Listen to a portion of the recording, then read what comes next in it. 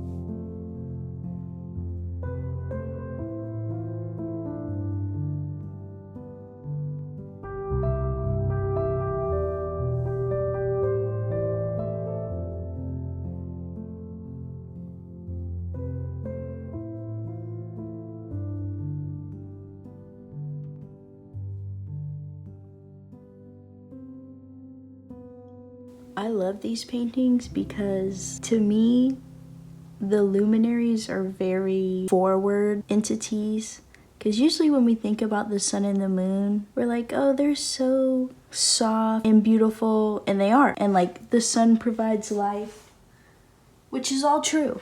Very true. But I think that they're also very forceful at the same time. Especially in Chinese mythology, like the sun is a chaotic element or being. So I kind of wanted to portray that more than anything. The moon to me is like a mother. You know how your mom always knows that you've done something wrong before you do it? She can just tell. That's like the moon to me. So I wanted her to kind of have that like all-knowing quality, like she's looking through you. So that's why I went the route I did. And obviously she has like a nurturing side to her. But also these kind of feel more like character studies than anything, because I kind of want to do a painting that tells the story of the sun and the moon and how they're connected, because I think they tend to be opposites or lovers. But in the Chinese myth, the moon goddess Chang'e is married to the archer that shoots down the sun. So I kind of think it would be interesting to do a painting about all three of them in one frame. That's more to think on. I know that the moon doesn't particularly have like the moon texture, but I kind of wanted to match it to the sun painting with all these different like texture spots. So that's kind of why I chose to paint it the way I did. So it doesn't really match like the naturalistic view of it, but, and also it's kind of crazy to see like the skill change, because I think this painting is like 2 years old. He's kind of old, and I didn't think that they were that different in terms of like skill, but I can definitely see some changes. So yeah, that's kind of why I want to do another like bigger painting of them, just so that they kind of like level with each other completely. And also I feel more fulfilled when I like paint a story rather than just a character. So if I was to expand and scale up the moon and the sun, I think I would kind of do it like this way.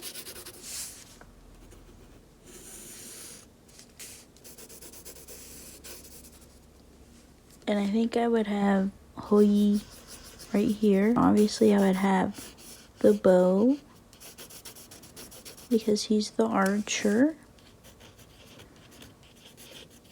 And then I was thinking I could have Chang'e behind him, but maybe her arm would be the one drawing the bow string. She also lives on the moon with a jade rabbit, so I'm not sure how I would do that. I don't know. Because if I put it in this arm, you wouldn't be able to see it just because of her position. And then on this side, I would have the sun. Maybe even kind of like floating.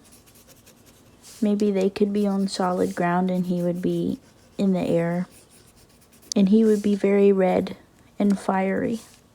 So I was wondering if maybe I could put like the ghosts of all the other suns around him, kind of how I do like my ghostly figures. But that's to be decided, because that's a lot of painting. And then I don't know about the composition, because I do want them kind of like at a distance, but if I did a vertical composition, they would be very close. I would have to put the sun in this corner and then these two down here, and I would have to point it up, which makes sense because he's in the sky. But then there's also the element of when the sun went into hiding and plunged the earth into darkness, that the rooster crowed to him to tell him to come down, because the emperor said, we need a glowing source of light, okay, because the earth is cold now. So that's why the rooster crows every morning. I don't know if that would be an interesting element, because I do really want to I can't spell, because I really do want to start including more animals in my work, just because they're so integral to mythology. But yeah, this would have to be a massive canvas because, you know, I like to paint large. So I'm not sure. Like, I might even have these two all the way over here and the sun all the way over here. But then I would have to fill in all of this space. So I don't know. Maybe that's where I could put like the ghosts of the other suns in there. I don't know.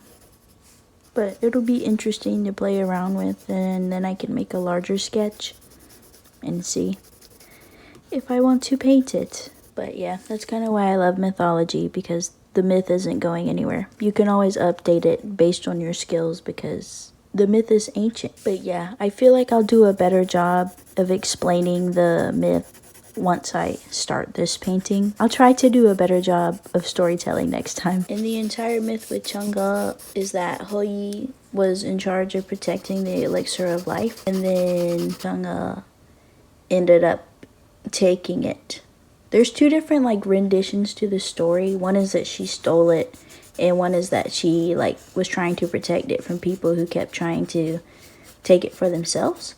So when she did eventually end up taking it, she floated up to the moon, and that's why she's a moon goddess. And she lives on the moon with the jade rabbit, and they make the elixir of life. So that's why in like the character study, she has the jade necklace with all the jade beads, and the rabbits are in the moon. I actually think we could finish this tonight. I just need to render like the jade beads, maybe do some details in the face. But I think she's almost complete.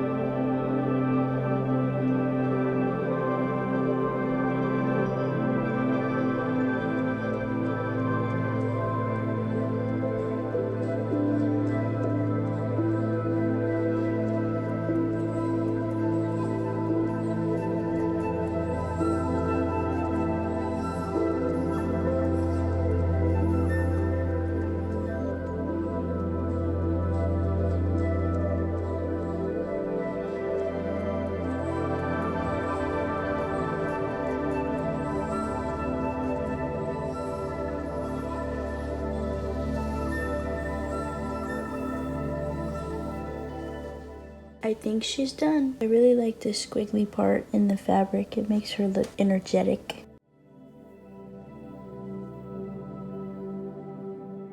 Now I have to find a canvas frame to put her on, but first I have to finish this guy so that I can cut them apart.